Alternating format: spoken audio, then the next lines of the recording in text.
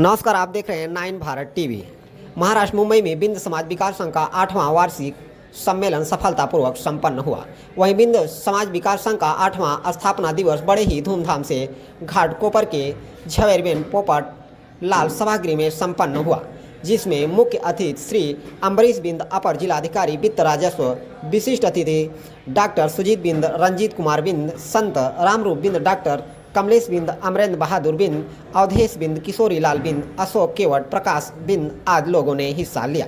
वहीं कार्यक्रम में बच्चों ने अपने नाट्य कला के माध्यम से समाज को एक बड़ा संदेश देने का काम किया। वहीं कार्यक्रम में बड़ी संख्या में लोग उपस्थित रहे। 9 Bharat TV bureau report, Maharashtra, Mumbai. गाँव की इसमें पूरे उत्तर प्रदेश से लेकर के पूरे महाराष्ट्र से, इवन आपके गुजरात और सूरत से भी तमाम लोग आए हैं। ये कार्यक्रम एकदम अत्यधिक सफल रहा है। हमारे समाज के शुभ चिंतक, समाज के जितने भी चिंतक लोग हैं, बड़े बड़े लोग हैं, सामान्य वर्ग, सभी लोग आए हैं। सभी लोगों की भागीदारी इसमें संपूर्ण रही है। यह कार्यक्रम एकदम 100% पूर्णतः सफल रहा है। क्या लगता है सर, जैसे लोग मंच के माध्यम से बड़ी बड़ी समाज सुधारक को लेकर बातें करते हैं, तो क्या यहीं तक सीमित होगा या जमीनी स्तर पे पूरा किया जाएगा? नहीं, यह जमीनी स्तर पे भी पूरा किया जाएगा। हम सभी लोग दृढ़ संकल्पित होकर के ही कार्यक्रम करते हैं और इसमें हमारे पूरे समाज का सहयोग रहता है। तन मन धन से हर तरीके से सहयोग रहता है। आपने देखा है, कोई ज़मीन देने को तैयार है, और अगर ज़मीन देने को तैयार हैं तो निश्चित है कि उस पर स्ट्रक्चर बनेगा और संपूर्ण समाज जितने भी हैं, जिसकी जो यथाशक्ति है, जो भी आश्वासन दिया गया है, उसको धरातल पर जरूर लाया जाएगा। अपने समाज के ऊपर हो रहा है, आज अत्याचार हो रहा है, आज देखा जा रहा है, तो जितने भी सारे संगठन अपने समाज के बने हुए हैं, उस पर आवाज़ बुलंद क्यों नहीं करते? नहीं, आवाज़ बुलंद, बाकायदा बुलंद आवाज़ होती है। जितने भी, यदि कहीं किसी को भी तकलीफ होती है, हम सभी लोग, पूरे समाज के लोग मिल करके, जिसके जैसी यथाशक्ति होती है, सभी लोग उस समस्या का निस्तारण करते हैं। हम खुद उसमें शामिल रहते हैं, चाहे पुलिस का है, कोर्ट कचहरी हो, जो भी तहसील लेवल का काम हो, वो मेरे द्वारा भी पूरा निस्तारण किया जाता है। ऐसा कोई काम नहीं है जिसको हम लोग जिसका पूर्णतः निदान न किया जा सके। जैसे सर जी, आप यहाँ पर आज प्रमुख समाज से आगे बढ़ सकता है, उसमें कोई दिक्कत नहीं है। हर व्यक्ति की एक बौद्धिक क्षमता होती है और वो उसी के हिसाब से अपना करियर सेटअप करता है और आगे बढ़ता है। अभी मैंने सर, क्या लगता है, आप विशिष्ट अतिथि के रूप में हैं, आप एक समाज सेवा है, भदोही क्षेत्र में आप काफ़ी चर्चित हैं, और यहाँ पे जो आज आगमन हुआ है विशिष्ट अतिथि के रूप में, तो क्या संदेश देना चाहेंगे? देखिए, आज बिंद समाज विकास संघ के बैनर तले जो भी ये कार्यक्रम रखा गया है, उसमें जो है हम लोग यूपी से चल करके यहाँ पे आए, और हम लोग हमेशा सदैव जो है समाज में जो भी आवश्यकताएं होती है, लोगों के साथ ज़रूरत पड़ती है, साथ में कंधे से कंधे मिलाकर खड़े रहते हैं, उनका सहयोग करते हैं। इसलिए हर जगह लोगों के जुबान पे नाम है कि हाँ, आप तो हर जगह उपस्थित हो। क्या लगता है, समाज जहाँ आरक्षण के नाम पे कई पार्टियाँ निरंतर आके सत्ता में धोखा दे रहे हैं, तो उनके लिए क्या कहना चाहिए? अब चलेंगे भैया।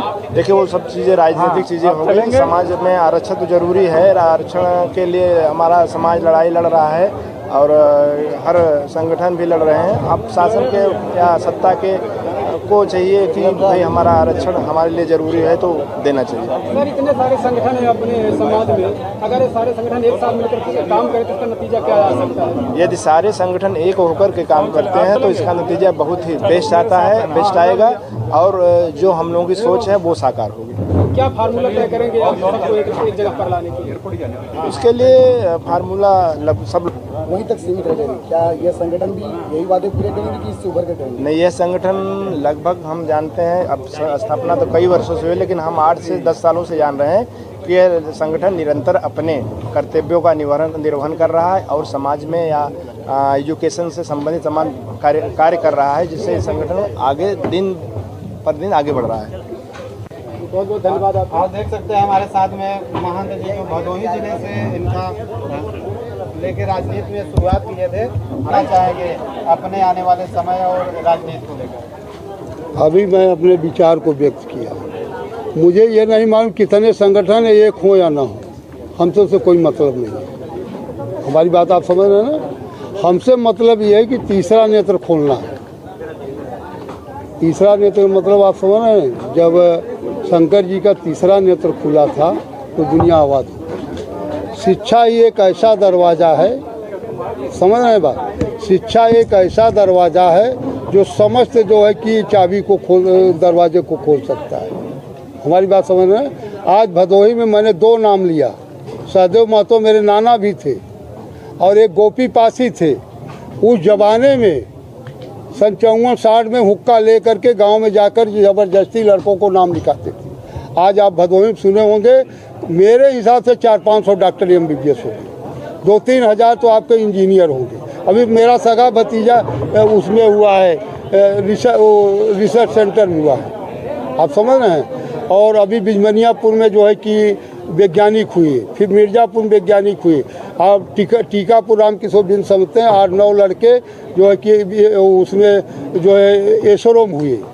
और मेरा सगे जो है लड़के का जो लड़की का जो है कि 2-3 लोग हैं वो सब वैज्ञानिक हुए, यही आपके बॉम्बे में रहते हैं। अमरेंद्र बहादुर का जो है अब उनका साला और उनका लड़का, उनकी वो महेंद्र बिंद नाम है, यही रहते हैं आपके थाना के बगल, वो वैज्ञानिक हुए। हमारे एक जीजा हैं DFO CVनाथ नाम सुनो, ये अमरेश मेरे भांजे हैं। ये तो नहीं सुनिए, मेरा एक उद्देश्य है, हम दुनिया का आपको भाषण नहीं देना चाहता हूँ, शिक्षा ही एक दरवाज़ा, इसीलिए मैंने बोला अगर समाज के लोग अगर शिक्षा का एक हब मैं बनाना चाहता, ज़मीन मैं दूंगा, आप समझ रहे हैं। और इसमें लेकर के IAS PCS डॉक्टर इंजीनियर को जो कमज़ोर गरीब बच्चे हैं उनसे कि बाबूजी मेरा ये कहना है, अभी मैंने आपका स्पीच सुना था जी, उसमें आपने स्पीच में कहा कि मैं मानवेंद्र प्रसाद जी के काम किए, मानवेंद्र साहब जी के साथ, कांशीराम जी के साथ आपने काम किए। तो मानवेंद्र कांशीराम सर की जो आइडियोलॉजी थी अखंड और अंधविश्वास, वो मानने वाले व्यक्ति नहीं थे। नहीं, हम भी कबीर पंथ का मैं नहीं मान, मुझे यहाँ बुरा लगा। अब एक लड़का डांस कर रहा था धर्म का, अभी ये फोटो लगाया है सरस्वती का। हाँ, मैंने सुनिए, मैंने भाषण बोला कि आप ज्योतिबा राव फूले, हाँ, सावित्री बाई, फातिमा बेगम, जो आप देख रहे हैं, जो आप लेकर घूम रहे हैं, इन्हीं लोगों का देन है। हाँ सुनिए, सहदेव महतो, हमारा गोपी पासी, ये लोगों ने जो इनके डॉक्टर इंजीनियर देख रहे हैं भदोही, जो होता है, जो हम लोग 5-5 बार MP बनाए, विधायक बनाता हूँ, एक जागरण हुआ।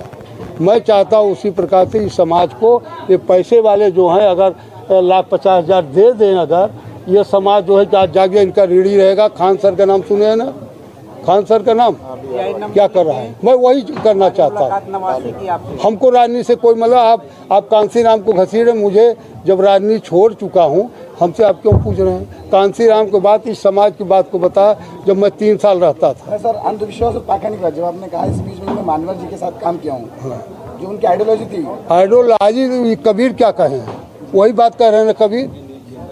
हाँ, काकर पाथा जोड़ के लिया मस्जिद बनाए, ताजर मुल्ला बाग दे खुदा हो। बहुत सुनिए, तीसरी नेत्र की बात फिर आ गई, नहीं, आप ही ने तीसरी नेत्र की बात की। तीसरी नेत्र शिक्षा, तीसरी नेत्र किसे कहते हैं? शिक्षा कहते हैं। नहीं, कितना पढ़े हो आप?